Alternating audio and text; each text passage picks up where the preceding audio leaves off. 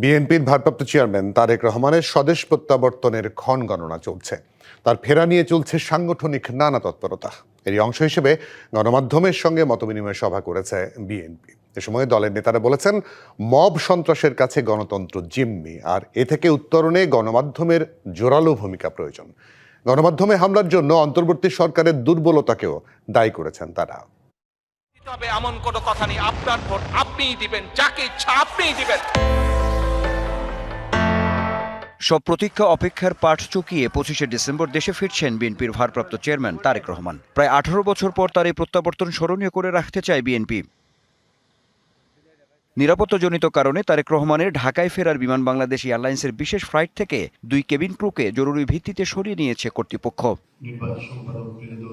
তার প্রত্যাবর্তনকে কেন্দ্র করে রবিবার গণমাধ্যমের সঙ্গে রাজধানীর একটি হোটেলে মতবিনিময় সভার আয়োজন করে বিএনপি, যেখানে অংশ নেন দেশের বিভিন্ন গণমাধ্যমের উচ্চপদস্থরা। এতে উঠে আসে গণমাধ্যমের বাক স্বাধীনতার বিষয়টি। এই সংকটময় সময় আমাদের জন্য যখন একটা বড় দুর্যোগ, তখন আপনারা সবাই দলমত নির্বিশেষে সকল ধরনের পত্রিকা, সকল সাংবাদিক, সকল ইউনিয়ন, সকল আমাদের প্রেস ক্লাব আমাদের সাথে দাঁড়িয়েছে। এটা একটা বড়।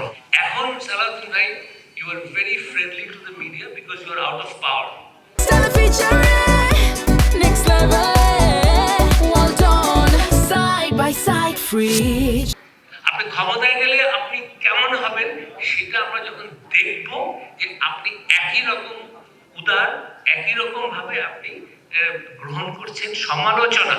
রাজনৈতিক শূন্যতা ও মব সন্ত্রাসের কারণে দেশ সংকটের মুখে পড়েছে, যা থেকে উত্তরণে ঐক্যের বিকল্প নেই বলেও মনে করে সাংবাদিক সমাজ। সোশ্যাল মিডিয়ার যুগে এখন কথা বলাও খুব ডিফিকাল্ট।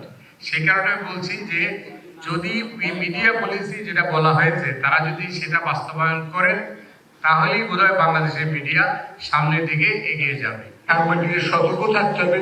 এই তত্ত্বাবধানের সঙ্গে যদি ফিরে আসে, সেটা একটা জাতীয় সম্পদ, বিদেশে খুবই প্রশংসিত হচ্ছিল, কিন্তু এখানে কয়েকজন সাংবাদিক প্রচন্ড ভুল করেছিলেন।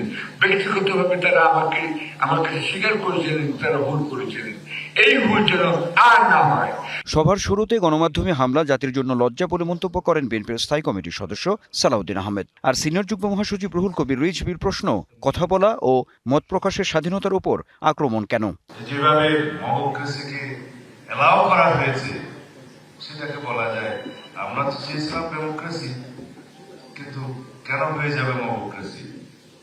তাকে কেন লালন করতে দেয়া হবে? এগুলো আমি সরকারের দুর্বলতাকেই ইঙ্গিত করছি। মত প্রকাশের স্বাধীনতায় বিশ্বাস করেন? তো হ্যাঁ, আমি বিশ্বাস করি, কিন্তু তার মত প্রকাশের স্বাধীনতার পর কি পরিস্থিতি হবে সেটা আমি বলতে পারি।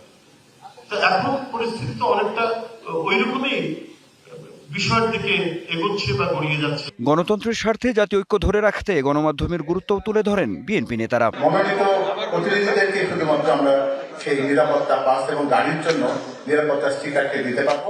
Anwar Hossain, DBC news, Dhaka.